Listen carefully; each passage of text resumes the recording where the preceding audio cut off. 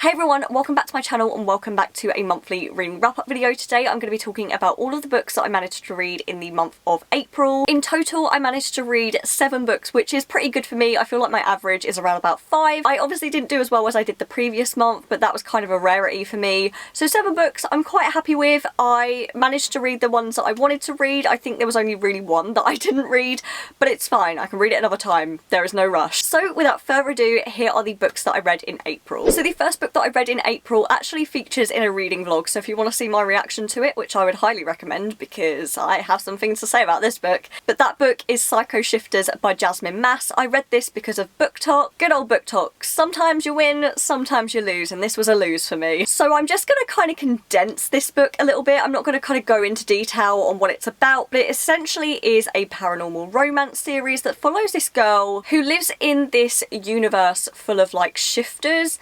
And when you turn a certain age, I think it's like 18 or maybe it's like 21, something like that, you go to this lake and you drop a bit of blood into this lake and it will tell you what kind of shifter you are. Now, there has never been a female alpha before, and it just so turns out that she is a female alpha, and so she is sent to this war camp, war college thing to basically train to save her world from the Fae, who keep sending monsters into their world through portals. Now, because this is paranormal romance, she is put into a dorm full of male alphas. That is all I have to say about what this book is about, honestly. I feel like I've erased a lot of it from my memory. I didn't even explain what it was about in my reading vlog because in my head I'd filmed the clip. I definitely filmed a clip. Now, I don't know whether I accidentally didn't press the record button or whether I did and it got erased, or I put it somewhere else on my computer and I erased it accidentally. Whatever happened in between me making that clip and going to edit the video, I couldn't find it anywhere. So I don't know what happened, but that is kind of like the gist of what this book is about. Eventually new characters come into the book and I think you end up following other characters throughout the series. I'm just going to start off by giving you the star rating that I gave this one, because I gave it I actually think this is my lowest book of the year so far. I gave it a 1 star. It was so bad, guys. It was terrible. I read this book because I saw a couple of those like situation TikToks, or TikToks where someone had put something that happens in the book into like a TikTok with a picture in the background, right?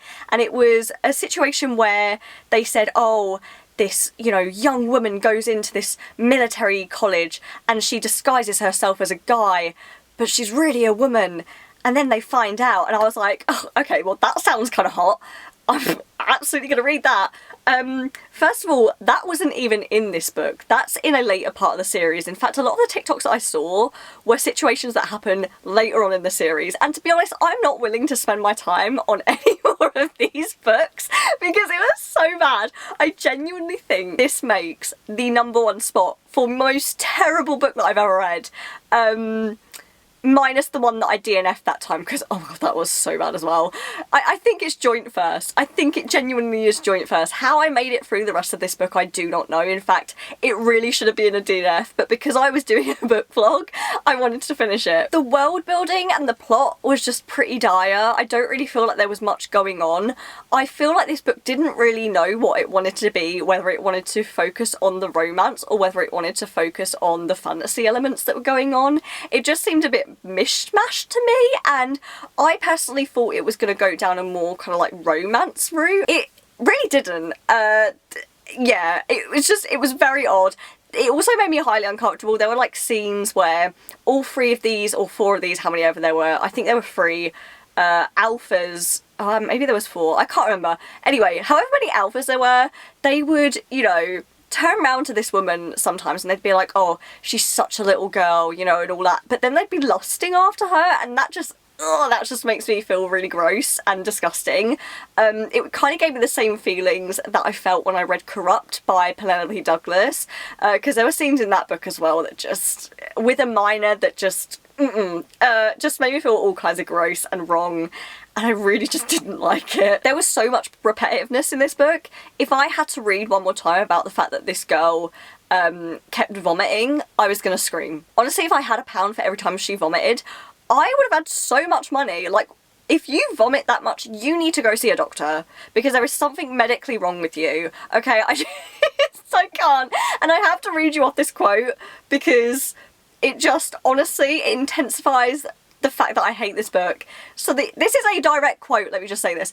My intestines screamed in agony as I suffered ballistic diarrhea. And everyone and their mothers makes fun of Sarah J Maas talking about watery bowels or growling amongst the injured and dying, or whatever that stupid quote is. Okay, this one tops it. This one absolutely takes the biscuit. I'm sorry. This book was so bad. I highly don't recommend unless you want a really good laugh. I think my brain genuinely went to mush after reading this, and let's just say the month got off to a bad start and it only started declining from there on out. The second book that I read in April was Done and Dusted by Lila Sage. This is a small town western romance. It's actually my first small town western romance, and let me tell you, it did not disappoint.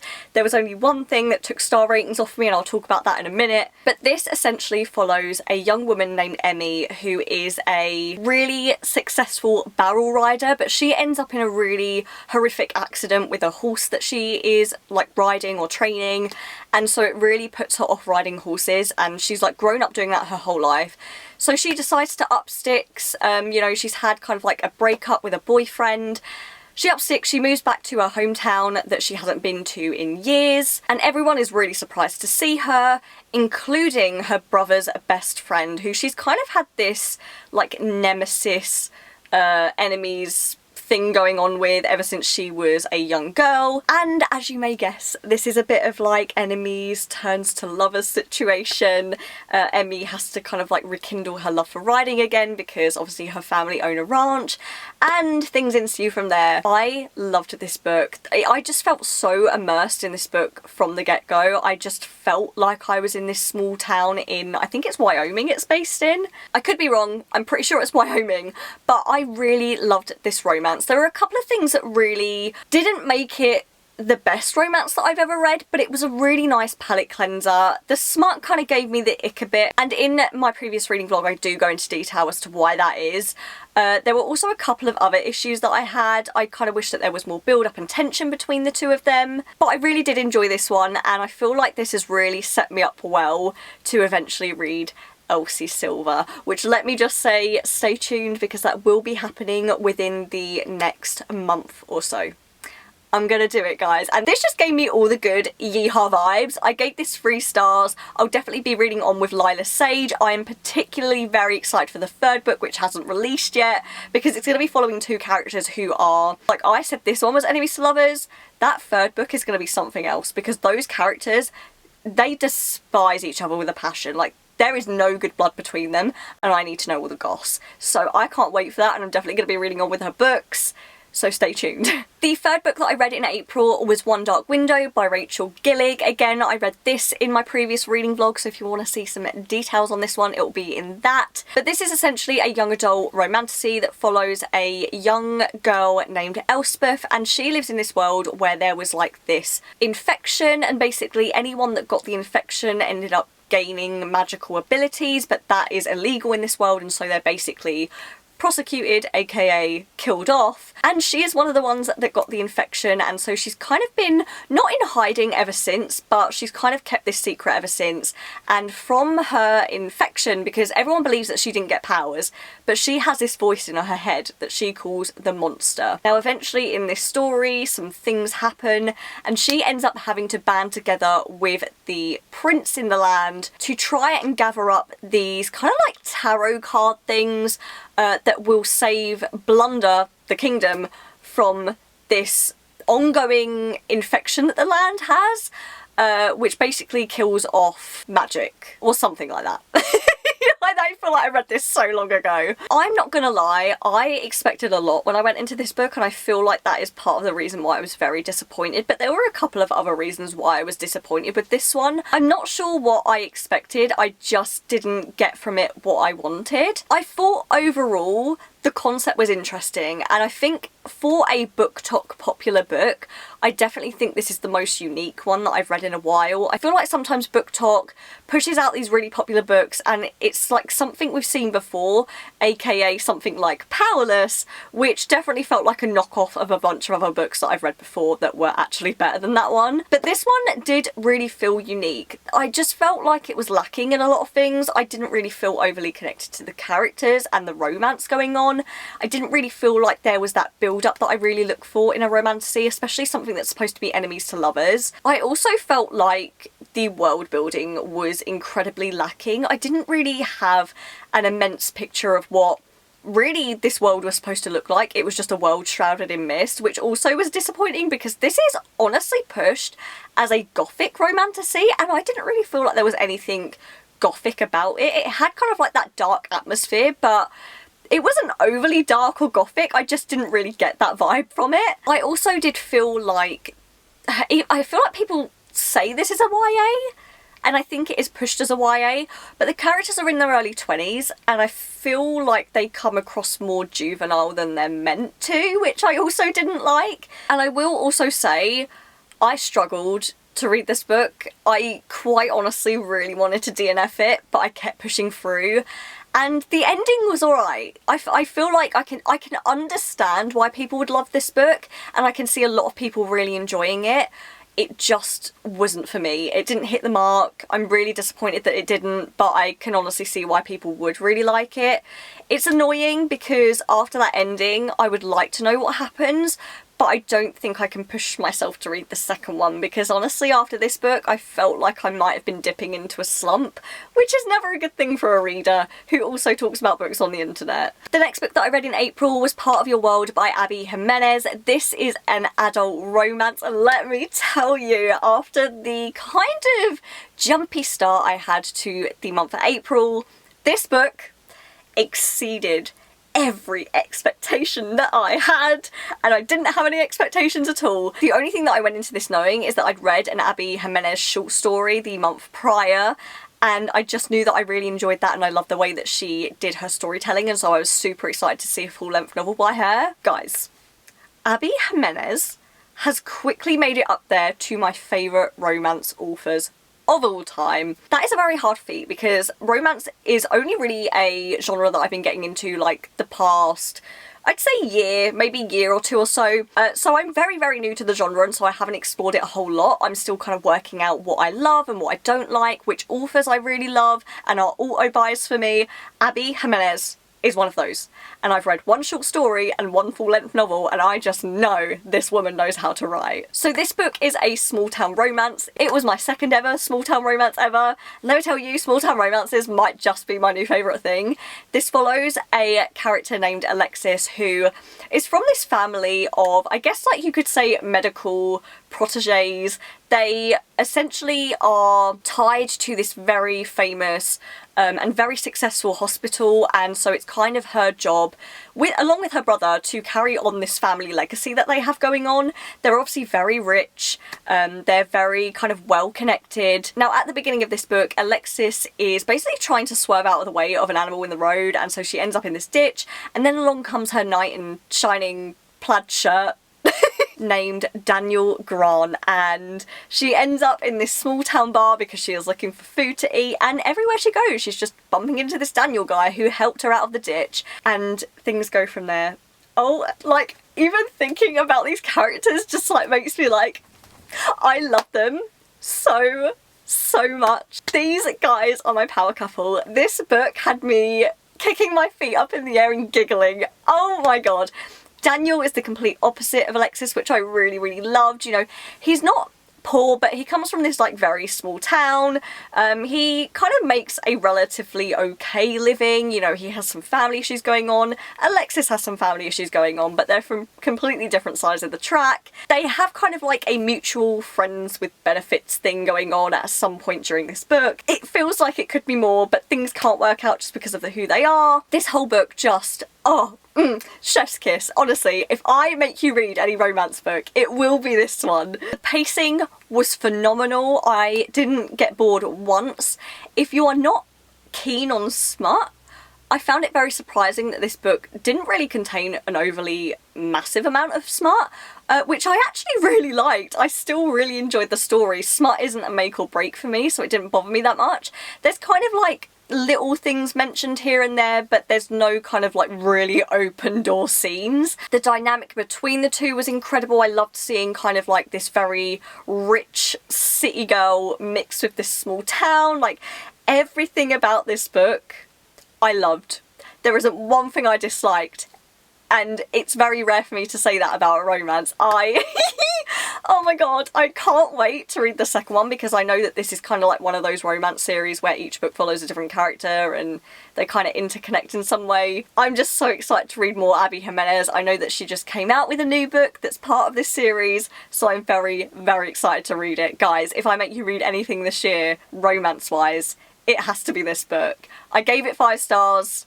I have nothing more to say.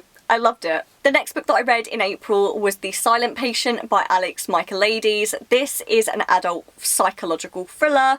Essentially, it is about this woman named Alicia who had everything. She lived in a very nice home in London. She lived with her husband. He was a very successful photographer and she was a very successful painter. And one day her husband comes home and she shoots him in the face. And she hasn't said a word since. Now, this book is told in the perspective of a guy named Theo Faber, who is a criminal psychotherapist, and he essentially goes into this facility to try and get Alicia to talk about what happened and why she did it, because no one's ever managed to do that, and he kind of has this mission that he's going to do that. He is going to be the first person to make her talk. Now, it goes without saying, this is definitely a book that you need to go into without knowing too much. I feel like that is the way with not just thrillers, but also psychological thrillers. I feel like sometimes the blurbs can spoil things, they can give you too much information, and if you go in knowing very minimal detail, I feel like that's the best way to go. The main reason that I read this one was I was very intrigued by Alex Michaelides. For a very long time, I wanted to read a book by him called The Maidens. This just so happened to be the first book that I read by him because everyone and their mother bangs on about how good the twist is. And I will say, the twist was good. I was actually pretty close. I don't think I've said this to my friend yet. I got pretty close to the mark when it came to the twist, which I'm very surprised about. What I will say, however, is I don't know whether I'm going to carry on with any of this author's other books, and I hate saying that because I know people really like it. I didn't like the way it was written. At the beginning of the book, it felt like this almost read as if it was a non-fiction book, and it very much reminded me of a non-fiction writer who I have a lot of love for, and when I say that, I'm saying that very sarcastically because he is the worst non-fiction writer that I've ever read in my entire life, and that author is Christopher Berry D, which, if you've been on this channel for a while, you will know how much love I have for Christopher Berry D and his writing. And if you don't know, then you can go and watch my worst books of the year for the past 2 years, because he is mentioned in both of those, I'm pretty sure. But there were some parts of the writing that just seemed unnecessarily descriptive. For instance, there was one part where Theo was talking about the fact that he had studied at university. He was like, this is where I studied, and this was what I studied, and this is why I studied it. And it felt like it was non-fiction rather than a fictional piece of work. And there were just times when there were things mentioned that felt incredibly unnecessary to the story and the plot. I also feel like this one only really got psychological towards the end, and maybe that's the point, but when I read a psychological book, I want to be messed up throughout. I don't just want to be messed up towards where the plot twist is going to be. I want this fucking with my head up throughout the whole book, and I didn't really feel like that did that. It was just incredibly slow paced the whole way through. And I also feel like this had a really obvious masculine tone to it, and I don't know if that's a wrong thing to say, but I've read books by male authors before and they haven't bothered me as much as this one did. Like, there were mentions of characters having very intimate moments together and they just felt icky. Like, I wasn't vibing with it. It just made me feel like, ugh. Like, I don't know how to explain it. I wasn't into it. It gave me the ick. I didn't like it. It was okay. I gave it 3 stars. The twist was alright. I did get close to kind of... I didn't guess the twist. but I did say something that was along the lines of where the twist was going. It was okay. Like, I can't fault it for the twist, but it wasn't for me. I don't think this author is my kind of thing, so I'm gonna leave it at that. If you enjoyed it, let me know, and I'm really happy for you. Overall, I gave this one 3 stars. It was fine. It was, yeah, it was alright. So now I'm going to talk about the last 2 books that I read in April at the same time, because they are both a part of the same series by the same author. So the first one is Killer Instinct and the second one is Allin, both by Jennifer Lynn Barnes. These are books 2 and 3 in the Naturals series. Now the reason that I left these so long was because the 3rd and 4th book only just released at the end of April, and I'd already read the first book. I absolutely loved the first book. I'm not going to go into too much detail because I have got a vlog series coming out on this whole series that I'm very excited for. I was waiting until the last 2 books released because honestly I knew that I'd be obsessed with the series, and the books are just so quick to read that I just knew I'd fly through them. So essentially The Naturals follows a group of teenagers who are in this kind of secret program run by the FBI. They are all known as Naturals because they have natural abilities to do things that the FBI trained for years to do, and also their abilities are way above what the FBI could already do anyway. So in this group you have a girl who is really good with factual things, so she's really good with facts and numbers. You have another girl who is really good at telling lies, but she's also really good at detecting lies. You have a guy who can read the emotions on people's faces and in their bodies just by like the minuscule little things. And you have 2 profilers, and all of these teenagers are put in this program to basically solve cold cases that the FBI have never been able to solve. And as you may guess, every single book follows a different case or something going on, and we go from there. We are mainly following our main character Cassie, who when she was younger she ended up witnessing kind of the murder of her mother.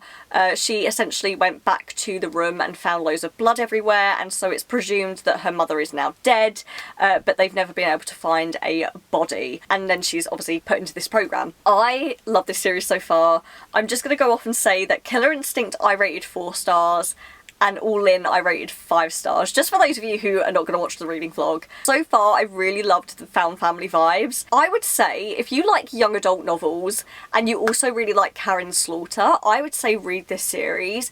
Jennifer Lynn Barnes gives me massive Karen Slaughter vibes, just without all of the gore and the dark detail that she has, because obviously her series and her books are adult. These are YA, so they're a bit more mellow on the gore and the crimes that are happening and stuff like that. But I've loved them. Also, thank you to anyone who has mentioned the connection between this series and Criminal Minds, saying that they're very similar, because your girl just recently got into Criminal Minds and I am hardcore watching that series now, and I didn't realise there are 16 seasons and it's still going. And now I also have a hardcore crush on Spencer Reid. So thank you so much to anyone who said that they were similar, because your girl's on a thriller kick and she's also going into a Criminal Minds spiral. I love the characters in this series. I love the little plot twist. I love the big plot twist. Just everything. Okay, this is why I stick with the YA genre. That is what I'll say about this series, just kind of overall. This is why I stick with YA, because there are little gems like this that I find every so often that I just fall in love with, and it makes me realise why I love young adult literature so much. But that is all I will say. Obviously I'm coming out with a reading vlog, so I'll go into more detail there, but just know I've been loving this series so much, and I'm honestly so sad to end it. I'm on the last book now, and I'm terrified to finish it. So those were the 7 books I read in April. Please leave me a comment below letting me know what you read in April. Let me know your favourite or your least favourite. If you did enjoy this video, then don't forget to give it a thumbs up, and if you'd like to see more content from me, then don't forget to subscribe, and I will see you in the next video. So bye guys.